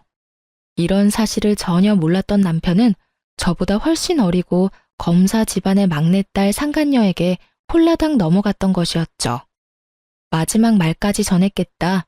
이모는 후련한 마음으로 차를 출발시켰고 사이드 미러를 통해 본 두 사람의 모습은 정말 통쾌 그 자체였어요. 시모는 그 자리에 주저앉아 울고 있었고 그놈은 허탈한 듯 실소를 터뜨리고 있더군요. 그렇게 남편과 법원에서 만나 이혼 서류를 제출했습니다. 구질구질하게 끝까지 매달릴 줄 알았던 전 남편은 자신이 생각해도 전혀 가능성이 없다고 느낀 것인지 생각보다 더 순순히 이혼을 해주더군요. 물론 제가 원하는 조건도 다 들어주었고요. 원하는 조건이라고 해봤자 빠른 이혼과 위자료뿐이긴 했지만요. 그리고 가장 큰 고민이었던 상간녀 소송은 진행하게 되었어요. 사실 이모 지인의 딸이라 어떻게 해야 할까 고민을 했는데 상간녀의 엄마에게 연락이 오더라고요. 다름이 아니라 상간녀 소송 고민하고 있다는 말을 애 아빠한테 전해 들어서요. 네, 아무래도 이모랑 아신다고 하니 제가 소송까지 하기가 좀 그래서요. 굳이 제가 소송까지 하지 않아도 충분히 부모님께서 벌을 주실 것 같기도 했고요. 그러지 말고 진행하세요. 네? 상간녀 소송하셔도 됩니다. 애 아빠와 전 죄를 지었으면 벌 받아야 한다고 생각해요. 제 딸이지만 그쪽한테 씻을 수 없는 죄 지은 게 분명하고 제 딸이라고 해서 아빠의 인맥을 이용해 그 벌을 피하게 할 생각 전혀 없습니다. 그러니 상간녀 소송 진행할 생각이었다면 그냥 진행해달라고 부탁드리려고 전화했습니다. 그렇게 전 상간녀 소송도 진행했고 당연히 승소했습니다. 그 뒤로 두 연놈은 어떻게 됐냐고요? 일단 상간녀의 소식은 이모에게 전해 들었는데 상간녀는 집과 인연을 끊고서라도 전 남편과 결혼하겠다고 고집을 피웠다고 하더라고요. 아무리 고집을 피워대도 부모님들이 설득되지 않자 결국 짐을 싸서 전시댁으로 가버렸고 그런 상간녀를 전시댁에서도 받아주지 않았다고 하더라고요. 그랬겠죠. 집을 버리고 온 상간녀는 더는 매력적인 며느리감이 아니었을 테니까요. 그저 가진 것 없는 어린 여자일 뿐이었을 테죠. 그렇게 버림을 받고 집으로 돌아온 상간녀는 그제야 큰 후회와 반성을 하고 있다고 하더군요. 그 반성이 진심인지는 저는 알 수 없지만요. 그리고 전 남편 역시 난리가 났다고 들었어요. 그 눈빛이 예사롭지 않던 두 오빠는 동생이 큰 잘못을 저지르긴 했으나 동생이 그렇게 사랑한다고 하니 참고 있었는데 가족과 영까지 끊어가며 사랑 찾아 떠난 동생이 결국 시댁에 버림받고 돌아왔으니 두 오빠는 더 이상 참을 이유가 없었죠. 학교로 찾아가 난동을 피웠다고 하더군요. 그 덕분에 조교와의 외도 사실이 학교에 소문이 쫙 나버렸고 전 남편은 볼 것도 없이 보직해임이 확정된 상태라고 하더군요. 다른 것도 아니고 조교와의 불륜 스캔들이니 그 소문을 잠재울 순 없을 테니까요. 전 치과에 다시 출근했고 이혼 의사 확인서도 제출했네요. 비로소 그 끔찍한 인간과 호적도 따로 쓰게 되었어요. 전 이혼하기 전과 다름없이 잘 지내고 있어요. 며칠 전 저의 은인과도 같은 친구분이 치료를 마무리하시기 위해 오셨는데 이번엔 통쾌한 소식을 가지고 오셨더라고요. 전 시모도 이혼당하게 생겼다며 저보다 더 신나서 말씀하시더군요. 글쎄, 미순이도 이혼당하게 생겼잖아요. 그 자랑자랑하던 교수 아들이 그 대단한 교수직에서 잘렸잖아요. 그때도 난리였다지. 왜 그런 소문은 얼마나 빠르게 퍼져. 그년 오빠들이 학교로 찾아와서 아주 죽기 직전까지 패놨다고 하던데. 그 꼴을 본 미순이 남편이 꾸역꾸역 참고 있던 화가 폭발해서 둘 다 내쫓아버렸대요. 그 동네 사는 다른 친구가 말하기론 신발도 제대로 못 신고 쫓겨나서 울고불고 빌고 난리였다는데 내가 그 꼴을 직접 못 봐서 얼마나 원통하던지. 그나마 미순이 옹호하던 친구들도 상황이 이렇게 되니까 혹시나 자기한테 빌붙을까봐 다들 연 끊고 지낸다고 하더라고요. 그러게 귀한 남의 자식한테 그딴 짓 하는 게 아니지. 벌 제대로 받았어요 아주. 이야기를 듣고 있는데 그야말로 완벽한 결말이라고 생각했네요. 전 친구분께 끝까지 감사하다며 제 진심을 전했어요. 이분이 아니었다면 전 감쪽같이 남편의 소름 끼치는 연기에 속아 이혼당하는 그 순간까지 손 한 번 쓰지도 못하고 꼼짝없이 당했을 테니까요. 그것뿐인가요? 그 연놈이 행복하게 살아가는 꼴을 지켜만 보고 있었을 생각만 해도 오장육부가 뒤틀리는 기분이네요. 어쨌든 전 진심을 전하며 또 치료할 일이 있으시다면 꼭 연락 달라고 했어요.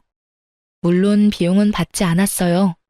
제 사비라도 들여 치료를 해드릴 생각이었는데 모든 사실을 알고 있는 원장님이 왜 제 돈을 쓰냐며 그분은 앞으로 평생 진료 공짜라고 해주시더군요. 남편 하나 잘못 골라서 그렇지 제 주변엔 저를 사랑하고 아끼는 사람이 많았구나 하고 깨달았네요. 요즘 전 이모의 옆집으로 이사해서 거의 함께 살다시피 하고 있어요. 끼니도 함께 해결하고 이모가 제 집으로 와서 잠도 자주 자고 가고요. 그럴 바엔 같이 살지 왜 하필 옆집인지 궁금해하시는 분들이 계실 텐데요. 그 이유는 바로 이모가 드디어 연애라는 걸 하시기 때문입니다. 왜 이렇게까지 기뻐하냐고요? 이모의 연애 몇 번 본 적은 있어요. 저를 키워주신 세월이 얼만데 그간 연애를 한 번도 하지 않았다고 하면 거짓말이죠. 연애를 하긴 하셨는데 지금처럼 진지하고 느낌이 좋은 이모의 연애는 처음 본지라 요즘 제가 더 설레고 있답니다. 기대하는 바가 아주 커요. 2024년 올해 저의 계획이자 바람은 이모 뒷바라지를 부지런히 해 시집 보내는 것이에요. 이때껏 이모가 저에게 아낌없이 모든 사랑을 베풀어 주셨듯이 저 역시 이모의 뒷바라지를 하며 아낌없이 효도하려고요. 물론 제 인생도 중요하니 열심히 즐기며 살 겁니다. 이렇게 연애 기간보다도 결혼 생활이 더 짧았던 제 이야기도 끝이 났습니다. 어떠셨을지 모르겠네요. 어쨌든 저의 긴 사연 함께 해주셔서 감사합니다. 저는 물러가 볼게요. 오늘도 좋은 하루 되세요.